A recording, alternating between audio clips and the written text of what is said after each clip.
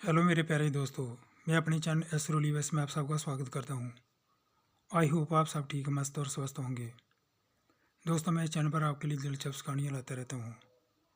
कृपया कहानी को लास्ट तक देखें और प्यारे दोस्तों, चैनल को लाइक और सब्सक्राइब करके मुझे सपोर्ट और मोटिवेट करें, क्योंकि लाइक और सब्सक्राइब बिल्कुल फ्री है और वही आपका प्यार और हमारी मेहनत का फल होता है, जिससे हमें अच्छी अच्छी कहानियाँ बनाने में हिम्मत मिलती है।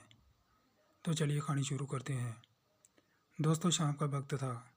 सूरज धीरे धीरे ढल रहा था और आसमान में सुनहरे और नारंगी रंग की छटा बिखरी हुई थी। नरेश कॉलेज में पढ़ाई करने वाला एक होशियार और संवेदनशील लड़का था। अपने दिन भर की पढ़ाई और कॉलेज की थकान को भूलने के लिए पास के नदी किनारे बने बगीचे में टहल रहा था। ठंडी हवा उसके चेहरे पर हल्के से स्पर्श कर रही थी, जैसे उसे ताजगी का एक एहसास करा रही हो। नदी के किनारे का बगीचा उसका पसंदीदा स्थान था, जहाँ वो अक्सर अपनी किताबों के साथ आता था। पानी की लहरों की आवाज़ और पेड़ों की सरसराहट उसे शांति का अनुभव करा रही थी। वो अपनी सोच में डूबा हुआ था कि तभी अचानक नदी से तेज आवाज़ आई।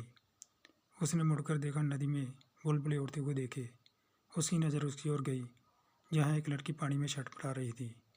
नरेश के दिल की धड़कनें तेज हो गई। वो बिना समय गंवाए नदी की ओर दौड़ा और पानी में कूद गया। कुछ ही पल में वो उस लड़की के पास पहुंच गया। लड़की के शरीर में जीवन की कोई संकेत नहीं था। उसका चेहरा ठंड से नीला पड़ गया था। नरेश ने अपनी पूरी ताकत लगाकर उसके किनारे तक खींचा और बाहर निकाला। लड़की को बाहर लाते ही उसने देखा कि वो बेहोश हो चुकी थी। उसके चेहरे पर गहरी उदासी और हताशा की छाप थी, क्योंकि पानी बहुत ठंडा था और उसे देखकर साफ पता चल रहा था कि उसे तुरंत मदद की ज़रूरत थी। नरेश ने इधर उधर देखा तो उसे पास के गांव में एक वैद्य की कुटिया दिखाई दी। वो लड़की को उठाकर कुटिया की ओर दौड़ पड़ा। वैद्य जी उम्र में काफ़ी वृद्ध थे, पर मदद को तुरंत तैयार हो गए। उन्होंने लड़की की नब्ज चेक की और कहा, बेटा, इसे बहुत ठंड लग चुकी है, इसे रात भर देखभाल की ज़रूरत है। नरेश ने वैद्य की मदद से लड़की की हालत सुधरने का इंतजार किया। रात भर वो वहीं रुका, अपनी आंखों में चिंता और दया लेकर उसके पास बैठा रहा। वैद्य जी ने लड़की को जड़ी बूटियों की औषधि दी और धीरे धीरे उसकी हालत बेहतर होने लगी। देर रात जब उसकी आंखें खुली तो उसने अपने पास नरेश और वैद्य जी को देखा। उसका चेहरा अब भी उदासी से भरा हुआ था, लेकिन उसकी आंखों में सवाल थे। नरेश ने उसका नाम पूछा तो उसने धीरे से कहा, हीना। उसकी आवाज़ कमज़ोर थी, लेकिन उसमें छिपी हताशा साफ झलक रही थी। नरेश ने उसे पूछा, तुमने ऐसा क्यों किया? तुम तो खुद को मारने जा रही थी। हीना की आंखों में आंसू भर आए। उसने रुंधी आवाज़ से कहा, मैं जीना नहीं चाहती हूँ। मेरे माता पिता मेरी ज़बरदस्ती शादी कराना चाहते हैं, जबकि मैं अभी और पढ़ना चाहती हूँ। मेरे सपने हैं, लेकिन उन्हें मेरी इच्छाओं से कोई फ़र्क नहीं पड़ता। मेरे लिए इस दुनिया में कोई जगह नहीं है। नरेश कुछ देर चुप रहा, फिर उसने कहा, तुम्हारी जान मैंने बचाई है, अब इस पर मेरा अधिकार है। तुम्हारे पास मरने का अधिकार नहीं है। हिना ने चौंक कर उसकी ओर देखा। उसकी आंखों में पहली बार इशारे और थोड़ी सी जिज्ञासा थी। नरेश ने आगे कहा, अगर तुमने खुद को मारने का फैसला कर लिया है, तो अब मेरा भी फैसला सुन लो। तुम जियोगी और अपने सपनों को पूरा करोगी। हम मिलकर तुम्हारी समस्या का हल निकालेंगे। हिना अब तक अपनी ज़िंदगी में निराशा देख रही थी। नरेश की बातों में एक नई उम्मीद महसूस करने लगी। उसने पहली बार सोचा कि शायद उसकी ज़िंदगी में भी कोई रास्ता हो सकता है। अगले दिन सुबह होते ही हिना की तबीयत कुछ बेहतर हुई और नरेश उसे उसके घर छोड़ने के लिए कहा। रास्ते में दोनों ने अपनी बातें साझा की और हिना ने उसे बताया कि कैसे उसके माता पिता उसकी पढ़ाई को महत्व नहीं देते थे और उसे जल्द से जल्द शादी के बंधन में बांधने की जिद पर थे। नरेश ने उसकी बातें ध्यान से सुनी और उसे विश्वास दिलाया कि हर समस्या का हल होता है, बस हिम्मत से काम लेना होता है। कुछ ही दिनों में नरेश और हिना के बीच एक मजबूत दोस्ती बन गई। नरेश ने उसे अपने हक के लिए आवाज़ उठाने का साहस दिया। उसने कहा, तुम्हें अपने माता पिता से साफ साफ बात करनी चाहिए। उन्हें बताओ कि तुम पढ़ाई में कितनी अच्छी हो और तुम्हारे सपने कितने बड़े हैं। उसने हिना को अपने माता पिता को समझाने का तर्क देते हुए रास्ता बताया और कहा, इस तरह समझाओ, हो सकता है वो तुम्हारी बात समझ आए।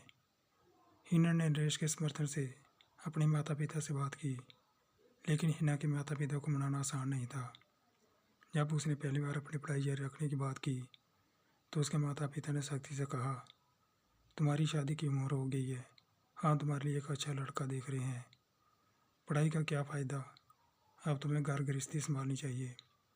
हिना ने अपने माता पिता को शांत भाव से सुना और फिर ही धीमी आवाज़ में कहा, मुझे पता है कि आप मेरे भले के लिए ये सब कर रहे हैं, लेकिन मेरी बात भी सुने। ये शादी सिर्फ मेरे जीवन को प्रभावित नहीं करेगी, बल्कि मेरे भविष्य और मेरे सपनों को भी ख़त्म कर देगी। आप हमेशा चाहते थे कि मैं अपने जीवन में सफल हो जाऊं, कुछ बड़ा करूं। पढ़ाई के बिना मैं वो सब हासिल नहीं कर सकती। उसकी माँ ने थोड़ी चिंता जताते हुए कहा, बेटी, हमारे समाज में लड़की की शादी ज़रूरी होती है। अगर हम ज़्यादा देर करेंगे तो लोग क्या कहेंगे। हिना ने गहरी सांस ली और गंभीरता से बोली, लोग क्या कहें ये मैं समझती हूँ, लेकिन अगर मेरी शादी के बाद मैं खुद को अधूरा महसूस करने लगूँ तो क्या मैं कभी खुश रह पाऊँगी? क्या आप मुझे ऐसे देख पाएंगे? शादी सिर्फ एक दिन का उत्सव नहीं है, ये जीवन भर की जिम्मेदारी है। अगर मैं खुद को पहले मजबूत नहीं बनाऊंगी तो इस जिम्मेदारी को अच्छे से कैसे निभा पाऊंगी। उसके पिता ने कड़े शब्दों में कहा, लेकिन पढ़ाई से क्या फ़र्क पड़ेगा, लड़कियां ज़्यादा पढ़कर क्या कर लेंगी। हिना ने पिता की ओर देखा और कहा, पढ़ाई सिर्फ नौकरी या पैसों कमाने के लिए नहीं है। पढ़ाई से मैं खुद को समझ पाती हूँ, अपनी सोच को विस्तार देती हूँ। ये मुझे जीवन की समस्याओं से निपटने का तरीका सिखाती है। अगर मैं ज़्यादा पढ़ूंगी तो मैं अपने परिवार को और भी अच्छे से संभाल पाऊंगी। आप हमेशा कहते थे कि मैं कुछ बड़ा करूं, समाज में नाम कमाऊं। मुझे एक मौका दीजिए, मैं आपको गर्व महसूस कराऊंगी। उसकी बातों में आत्मविश्वास था।